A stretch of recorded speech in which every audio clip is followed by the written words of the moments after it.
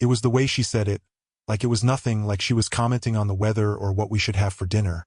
"This bed," she said, patting the mattress with that same dismissive gesture she'd been using on me for months, "is just a friendship zone now." I froze mid-pull on my work boots, the laces dangling like loose threads in my shaking hands. The words hung in the air like a bad smell, something rotten you couldn't ignore. Our bed. The one we'd bought together after the wedding, the one we'd shared for 30 years, was now a friendship zone. I wanted to laugh, scream, throw something, anything to shatter the calm in her voice. But I just sat there, staring at the frayed ends of my laces, feeling like I'd been hollowed out. It wasn't the first sign, of course. Looking back, I could see the cracks forming months ago, tiny fissures I'd brushed off as stress or midlife nonsense. But this was different. This wasn't a crack. This was a chasm. Charlotte had always been the kind of woman who moved through life with a kind of effortless grace, like she was gliding on ice while the rest of us stumbled and fell. Lately, though, her grace had turned into something else, something sharp and distant. She'd started staying up late, her phone glowing in the dark like a beacon. I'd catch her typing furiously, her face lit by that cold blue light, and when I'd ask who she was talking to, she'd just shrug. "Work stuff," she'd say, like I was too stupid to understand. Then there were the charts. Cryptocurrency charts, of all things.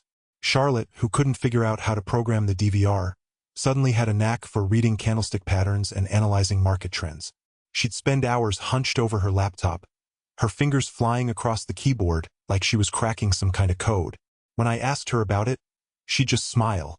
A tight, humorless smile and say, "It's the future, Juan. You should try to keep up." Keep up. That was rich, coming from the woman who'd spent the last 3 decades rolling her eyes every time I talked about my job as a firefighter. But now, suddenly, she was the expert, the one who knew everything about everything. And I was just the guy tying his boots in the corner, trying not to notice the way she flinched when I touched her. The bed thing was the breaking point, though. I couldn't stop thinking about it, even as I went through the motions of my day. Checking equipment, running drills, pretending everything was fine. The image of her hand on the mattress, that casual pat, kept playing on a loop in my mind. A friendship zone. What the hell did that even mean? Were we roommates now? Was I supposed to be grateful she hadn't kicked me out entirely? That night, I lay on my side of the bed, the same side I'd slept on for 3 decades, and stared at the wall. Charlotte was on her phone again, the glow casting strange shadows on the ceiling. I wanted to ask her who she was talking to, what was so important it couldn't wait until morning. But I didn't. I just lay there, listening to the soft tap of her fingers on the screen, feeling the distance between us grow wider with every passing second. It wasn't just the bed. It wasn't just the phone. It was everything. The way she'd started dressing differently, the way she'd laugh at jokes I didn't understand, the way she'd look at me sometimes, like I was a stranger in my own home. Something was wrong. I didn't know what it was yet, but I could feel it, like the first faint whiff of smoke before the flames break out. And I knew, deep down, that I couldn't ignore it forever. Sooner or later I'd have to face it, whatever it was. But for now, I just lay there, staring at the wall, trying to remember what it felt like to share a bed with the woman I'd married. It was the smell of her gym bag that caught me first, that faint, sour tang of sweat and stale protein bars. I hadn't meant to go through it. Hell, I hadn't even touched her things in weeks. Not since she started leaving her phone face down on the counter like it was a loaded gun. But there it was, sitting by the front door, unzipped just enough for a corner of something bright pink to peek out. A post-it note, crumpled and shoved into the side pocket. I don't know why I pulled it out. Maybe it was the way her voice had sounded the night before, all clipped and distant, like she was already halfway out the door. Or maybe it was the way she'd started coming home late, her hair still damp from the shower, her excuses thin and rehearsed. Whatever it was, I unfolded that note, and the words hit me like a sucker punch. "Can't wait for our next workout session. You make even the treadmill fun. Your work friend." Work friend. The words burned in my chest. I stared at them until they blurred, my fingers trembling so hard I almost dropped the damn thing. Work friend. Like I was supposed to believe that.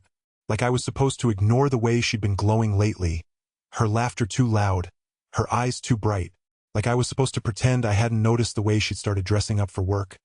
Her skirts just a little shorter, her heels just a little higher. I shoved the note back into the bag and stepped away, my heart pounding like I'd just run a marathon. My first instinct was to confront her, to storm into the living room where she was scrolling through her phone and demand answers. But something stopped me. Maybe it was the fear of what she might say, or worse, what she might not say. Maybe it was the memory of her laugh when I'd asked her, just a week ago, if everything was okay. "You're overthinking things, Juan," she'd said, her tone light, almost mocking. "You always do." So instead of yelling, I did what I've always done. I started building a case. It's the firefighter in me, I guess. When you're trained to look for the smallest signs of danger, you can't just ignore them when they're right in front of you. I waited until she left for work the next morning, her gym bag slung over her shoulder like some kind of trophy, and then I sat down at her laptop. The password was the same, our anniversary, because she never could remember anything else, and within minutes I was in. Her email inbox was a mess of unread messages and flagged reminders, but it didn't take long to find what I was looking for. At first, it was just little things. A lunch date here, a coffee break there, all with the same name attached. Ethan, her work friend. But then I found the other stuff, the emails about stock trades, about companies I'd never heard of, about deadlines and opportunities. The language was vague, but the tone was unmistakable. They weren't just talking about work. I copied everything to a flash drive, my hands steady despite the storm raging in my chest. I didn't know what it all meant yet, but I knew enough to know I couldn't stop. Not now. Not when the pieces were starting to come together, forming a picture I didn't want to see but couldn't look away from. By the time I heard her key in the lock that evening, I had a folder full of evidence and a knot in my stomach so tight I could barely breathe. She walked in, her smile wide and bright, like nothing was wrong, like she hadn't just torn my world apart. I wanted to scream, to grab her by the shoulders and shake her until she told me the truth. But I didn't. I just sat there, staring at the screen, the weight of what I'd found pressing down on me like a collapsing roof. And all I could think was, what the hell am I supposed to do now? I sat her down in the living room one evening, the air thick with the scent of her jasmine perfume, something she'd only started wearing recently. The bank statements were spread out on the coffee table, a chaotic mosaic of numbers and transactions that didn't add up. My stomach churned as I pointed to the highlighted lines. Large, unexplained deposits that coincided with her late nights out and those cryptic phone calls. "Charlotte," I said, my voice steady but brittle, "what's going on here?" She glanced at the papers, her face a mask of calm indifference, and then she laughed. That laugh. It wasn't the warm, familiar sound I'd loved for 30 years. It was sharp, dismissive, like I was some foolish child who'd stumbled onto something I couldn't possibly understand. "You're overreacting," she said, waving a hand as if swatting away a fly. "It's just a friendship, Juan. He's a work friend. We talk about stocks, that's all. You know, I've been trying to learn more about investing." Her words hung in the air, slick and oily, like the residue of a lie she'd polished too many times. I stared at her, searching for the woman I'd married, but all I saw was a stranger. The way she crossed her legs, the way her eyes darted to her phone when it buzzed. It was all so calculated. "A friendship," I repeated, my voice low. "Is that why you've been coming home at midnight smelling like his cologne? Is that why there's a love note in your gym bag with his name on it?" Her face flushed, but she didn't falter. She leaned forward, her tone dripping with condescension. "You're being paranoid. We're just close. He's been helping me with some financial opportunities. That's all this is." I reached into the folder I'd been compiling and pulled out the emails I'd printed, threads of messages that detailed more than just financial opportunities. The kind of language that left no room for interpretation. I slid them across the table, watching her face as she scanned the words. Her mask cracked, just for a moment, and I saw the panic flash in her eyes. "This isn't just friendship, Charlotte," I said, my voice breaking despite my best efforts. "This is betrayal. And this," I tapped the bank statements, "this is illegal. You're trading on insider information. Do you even realize what you've gotten yourself into?" She opened her mouth to protest, but the words caught in her throat. For the first time in weeks, she looked small, vulnerable. But then her chin lifted, and she met my gaze with a defiant glare. "You don't understand," she said, her voice trembling. You've never understood. I needed something more, Juan. Something you couldn't give me. The room felt like it was closing in, the walls pressing against me as her words sank in. I wanted to scream, to throw something, to demand answers, but all I could do was sit there, numb and hollow. The woman I'd built my life with had reduced 30 years of marriage to a footnote in her pursuit of something more. And as I looked at her, at the cold determination in her eyes, I realized something that made my chest ache. She wasn't sorry. Not for the affair, not for the lies, not for the way she'd shattered everything we'd built. She was only sorry she'd been caught. I stood up, my legs unsteady, and walked away. There was nothing left to say. The truth was out there now, raw and ugly, and I knew there was no going back. The next steps would be mine to take, not out of anger but out of necessity. Because if there was one thing I'd learned from decades as a firefighter, it was this. When the foundation is crumbling, you don't try to save the house. You get out before it collapses on top of you. The nights were the worst.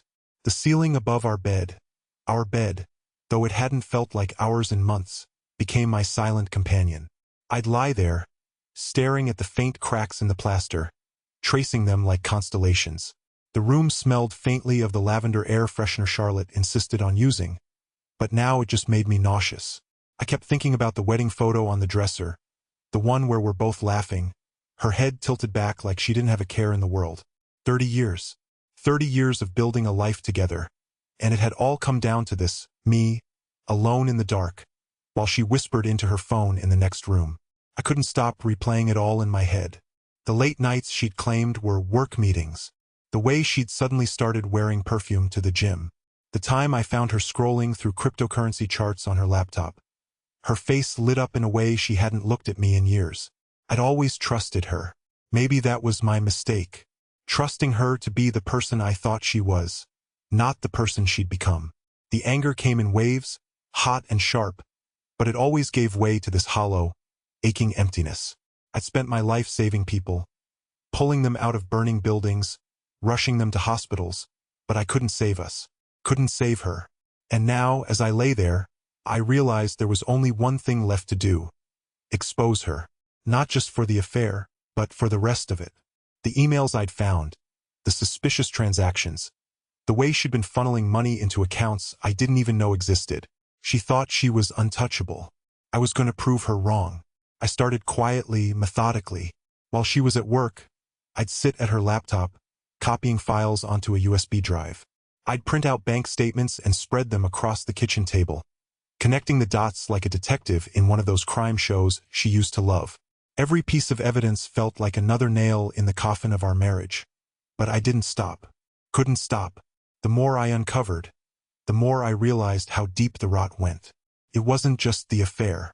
It was the lies, the manipulation, the way she'd used our life together as a cover for her schemes. One night, I found myself standing in front of the wedding photo again. I picked it up, my fingers brushing the dust off the frame. We looked so young, so hopeful. I wanted to smash it against the wall, to scream until my voice gave out. But I didn't. Instead, I set it back down, turned away, and opened the folder of legal documents I'd been compiling. This wasn't about revenge anymore. It was about justice. About making sure she couldn't hurt anyone else the way she'd hurt me. The ceiling still loomed above me every night, but now, instead of feeling like a prison, it felt like a battlefield. And I was finally ready to fight. The laptop sat on the kitchen table, its screen dark and unassuming. I stared at it like it was a ticking bomb, which, in a way, it was. Charlotte had left it behind when she rushed out that morning, muttering something about a work emergency. Funny how her emergencies always seemed to coincide with his schedule. I'd spent weeks watching her late-night whispers, her sudden interest in stock tickers, the way she'd flinch when I entered the room. But this was the smoking gun. I opened the lid, and the screen blinked to life, demanding a password. Of course. But here's the thing about being married for 30 years. You know the little things. The way she taps her fingers when she's nervous. The way she always uses our anniversary as a default password for everything.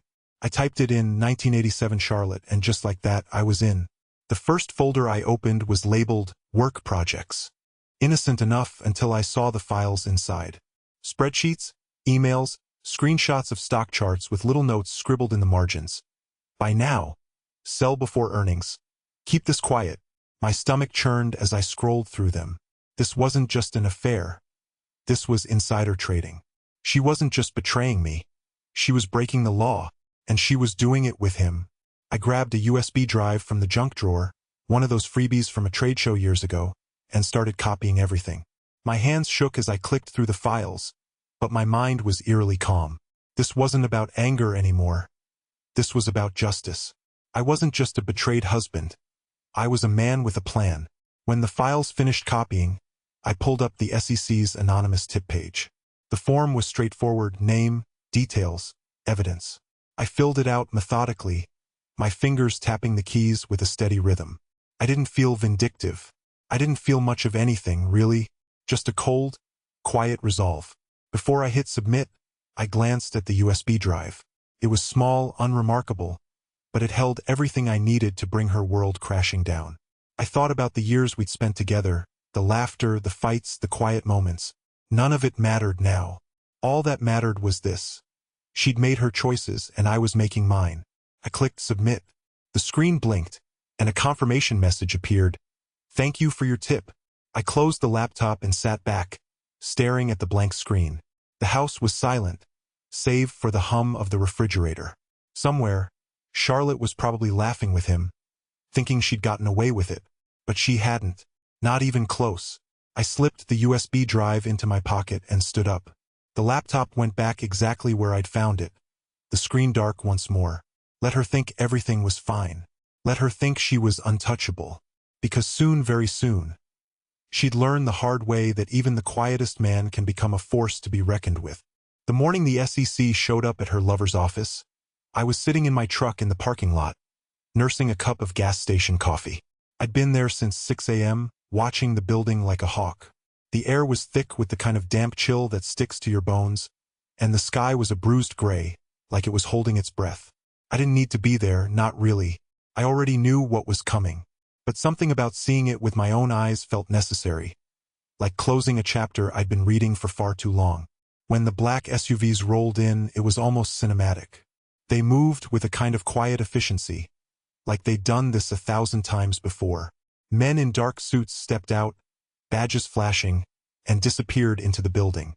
I didn't need to see Charlotte's lover's face to know what it looked like. Pale, wide-eyed, maybe a little sweaty. I'd seen that look before, years ago, when we'd pulled a guy out of a burning warehouse. It's the look of someone who knows they're caught. My phone buzzed in my pocket. It was Charlotte. Again.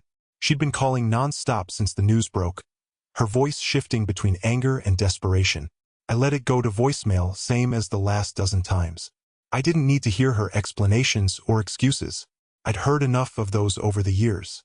Instead, I focused on the stack of papers on the passenger seat. Divorce papers, freshly printed and waiting for my signature. I'd spent weeks gathering everything I needed: bank statements, emails, the USB drive full of incriminating files I'd copied from her laptop. It was all there, neatly organized in a folder. Proof of her betrayal, not just of our marriage but of the law. The irony wasn't lost on me. She'd always been the one who accused me of being too rigid, too by the book. And now, here I was, playing by the rules while she was about to learn what happened when you didn't. The door to the office building swung open, and I saw him being led out in handcuffs. He looked smaller somehow, like the weight of what was happening had shrunk him. I didn't feel any satisfaction, not exactly. Just a kind of weary relief, like I'd finally put down a heavy load I'd been carrying for too long. Charlotte called again. This time I answered. "Juan," she said, her voice trembling. "We need to talk." "We're done talking," I said, my voice steady. "The papers will be at your office by noon. Sign them." There was a pause, and then she started to cry. It wasn't the kind of crying you do when you're sad. It was the kind you do when you're cornered. "You don't understand," she said. "He's not what you think. We're not what you think." I looked out at the scene in front of me. The agents, the handcuffs, the flashing lights. "I think I understand just fine," I said. And then I hung up. I drove home in silence, the divorce papers still on the seat beside me. The house felt empty, even with all the furniture still in place. I sat at the kitchen table, the one we'd bought together when we first moved in, and signed the papers. My hand didn't shake, not even a little. Later, I dropped them off at her office, along with a copy of the USB drive for her lawyer. Let them sort it out. I had a new bed to order, solid oak, no friendship zones allowed. And maybe, just maybe, I'd finally get a good night's sleep. The TV was on in the background, the volume low but insistent, like a nagging thought I couldn't shake. I wasn't even paying attention until the anchor's voice cut through the haze. Breaking news: local hedge fund manager arrested in major insider trading scandal. My coffee cup froze halfway to my lips. There he was, that smarmy bastard Charlotte had been sneaking around with, being led out of his office in handcuffs. His tailored suit looked ridiculous with the cuffs biting into his wrists, and his face.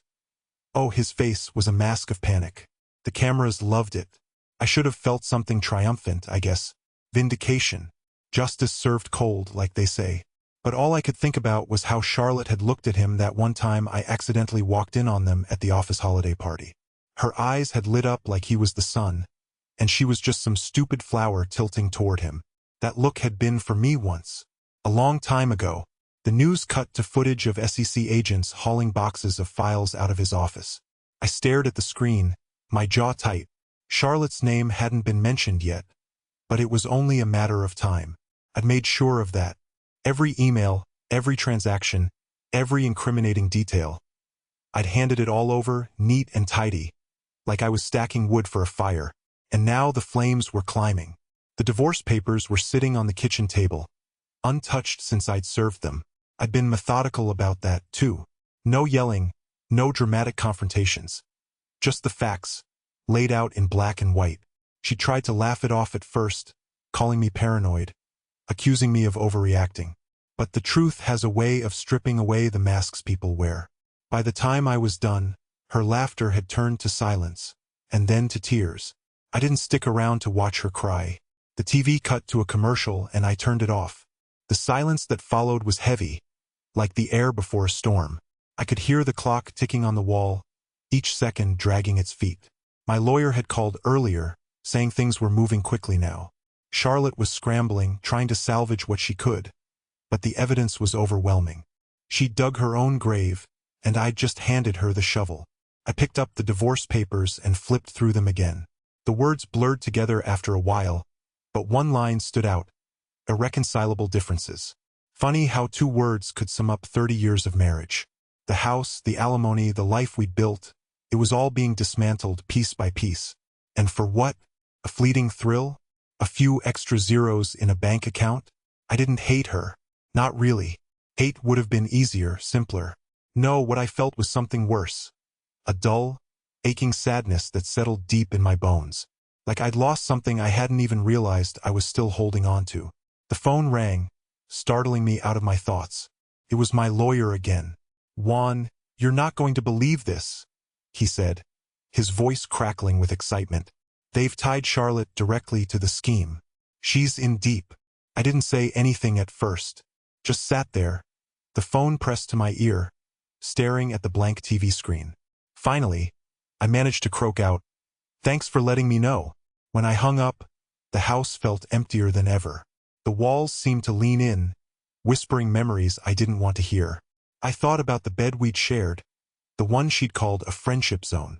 I thought about the nights I'd lain awake, staring at the ceiling, wondering where it had all gone wrong. And I thought about the future, mine, hers, the one we'd never have together. Justice had been served, but it didn't taste sweet. Tasted like ashes. The courtroom was quiet, the kind of silence that feels heavy, like the air before a thunderstorm. I sat there in my best suit, the one I hadn't worn since our son's wedding, staring at the judge's gavel as it hovered in the air like a guillotine. Charlotte was across the room, her lawyer whispering something in her ear. She looked different, smaller somehow. The smug confidence that used to radiate from her was gone, replaced by a tight-lipped frown and eyes that kept darting to the door. When the gavel came down, it was louder than I expected. The sound echoed in my chest, a final punctuation mark to a sentence I'd been living for months. The house was mine. The alimony was mine. And the judge even threw in a little dig at Charlotte's expense. Mr. Rodriguez has demonstrated remarkable patience and integrity throughout these proceedings.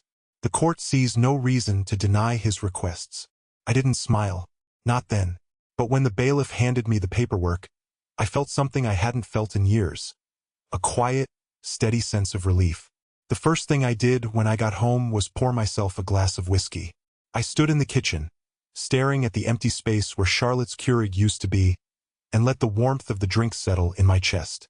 Then I walked upstairs to my bedroom. The old bed was gone. I'd sold it to some college kid on Craigslist for $50 and a case of beer. In its place was a custom-built oak frame, solid and unyielding, with a headboard carved from a single slab of wood. No frills, no pretensions, and definitely no friendship zones. I ran my hand along the smooth grain, thinking about all the nights I'd spent staring at the ceiling, wondering how the hell I'd ended up here. Now, lying on that new mattress, I felt like I could finally breathe. The alimony checks started arriving the next week.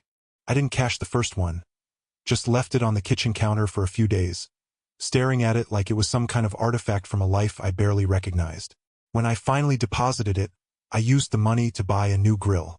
Nothing fancy, just a sturdy Weber that could handle a couple of steaks and maybe a rack of ribs. I started hosting cookouts for the guys at the firehouse. Nothing big, just a few beers and some burgers on a Saturday afternoon. They didn't ask too many questions, and I didn't offer too many answers. But there was a kind of unspoken understanding, a nod here, a pat on the back there, that said they got it. One night, after everyone had left, I sat on the back porch with a cigar and watched the sun dip below the horizon. The smoke curled up into the fading light, and for the first time in a long time, I felt something close to peace. The bed stayed empty most nights, and I was okay with that. I'd built it for myself after all, not for anyone else. And when I did crawl under the covers, I slept like a man who'd finally put down a weight he didn't know he'd been carrying. Charlotte called once, about a month after the settlement. I let it go to voicemail. She didn't leave a message. I didn't need to hear her voice to know what she would have said. The silence was enough. The day Charlotte was sentenced, I sat in the back of the courtroom, my hands resting loosely on my knees. The air smelled faintly of old wood and stale coffee, the kind of scent that clings to places where lives are dismantled and rebuilt. Her lawyer's voice cracked as he pleaded for leniency, but the judge wasn't having it. Charlotte sat stiffly in her chair, her shoulders squared like she was still trying to convince herself she was untouchable. When the gavel came down, it echoed like a gunshot. 2 years. Not enough, if you ask me, but enough to make her smugness evaporate. Her face went pale, and for the first time in years, she looked small. I didn't stick around to watch them lead her away in cuffs. Instead, I walked out into the crisp morning air, the kind that bites just enough to remind you you're alive. My truck was parked a block away, and as I climbed in, I caught a glimpse of my reflection in the rearview mirror. There was a quiet satisfaction there, but no joy. Not yet. Maybe not ever. Back at the house, I stood in the kitchen and stared at the coffee maker like it held the answers to questions I hadn't even asked.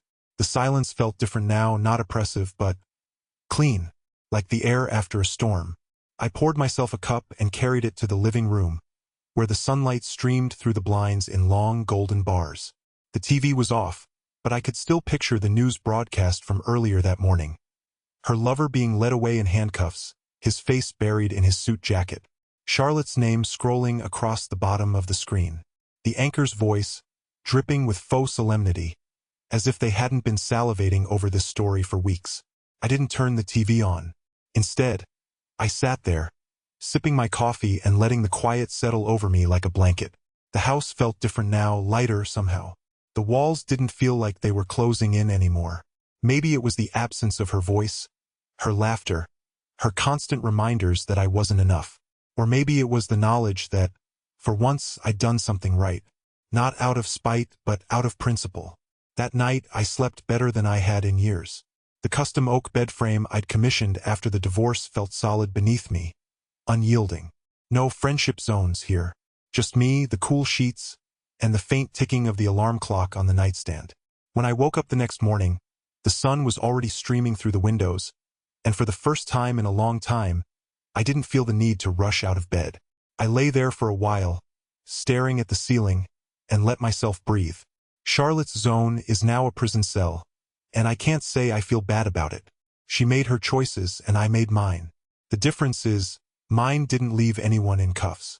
Mine didn't leave me lying awake at night, wondering if I'd ever be able to look myself in the mirror again. I sleep soundly now, knowing I played by the rules, knowing I didn't stoop to her level, knowing that, when the dust settled, I was the one who walked away with my head held high. And if there's one thing I've learned from all this, it's that integrity isn't just about doing the right thing when it's easy. It's about doing the right thing when it hurts, when it feels like the world's kicking you in the teeth, when the person you trusted most turns out to be someone you don't even recognize anymore. That's when it counts. That's when it matters. So yeah, I sleep soundly now. And maybe, just maybe, that's the sweetest revenge of all. The sunrise this morning was a slow burn, the kind that starts as a faint glow and builds into something undeniable. I sat on the porch with a cup of coffee, my laptop closed on the table beside me. It's funny how something so small and unassuming, a piece of technology most people use for Netflix and memes, became the tool that changed everything. That laptop wasn't just a machine. It was my weapon, my shield, and, in the end, my salvation. I don't wear my firefighter badge much these days unless I'm on duty, but I keep it polished. It's a reminder of who I am, what I stand for. Firefighters don't just rush into burning buildings. We assess, we plan, we act. And when your life starts to burn down around you, you do the same. You don't panic. You don't let the flames win. You figure out how to put out the fire, even if it takes everything you've got. Charlotte's in prison now. I don't think about her much, but when I do, it's not with anger. It's more like a dull ache, like a scar that's healed but still feels tender when the weather changes. 30 years of marriage, and all I got was this custom-built oak bed. Solid, sturdy, no friendship zones here. Just me, my thoughts, and the quiet hum of the ceiling fan. Funny how life works out. I don't gloat about what happened. That's not who I am. But I do take some satisfaction in knowing I played by the rules. I didn't stoop to her level. I didn't let her betrayal turn me into someone I'm not. When she laughed in my face and told me I was overreacting, I didn't scream or throw things. I just nodded, walked away, and got to work. And when the SEC showed up at her friend's office, when the handcuffs clicked, when the news cameras rolled, I didn't cheer. I didn't cry. I just sat there watching, knowing I'd done what needed to be done. If there's one thing I've learned, it's this: never underestimate a firefighter with a plan and a laptop. We're trained to see through the smoke, to find the source of the fire, and to put it out before it consumes everything. And sometimes that fire isn't in a building. Sometimes it's in your own life. But the principles are the same. Stay calm, stay focused, and never, ever let the flames win. The sun's fully up now, casting long shadows across the yard. I close my laptop and head inside. There's work to do, a life to rebuild. And maybe, just maybe, a new sunrise to look forward to.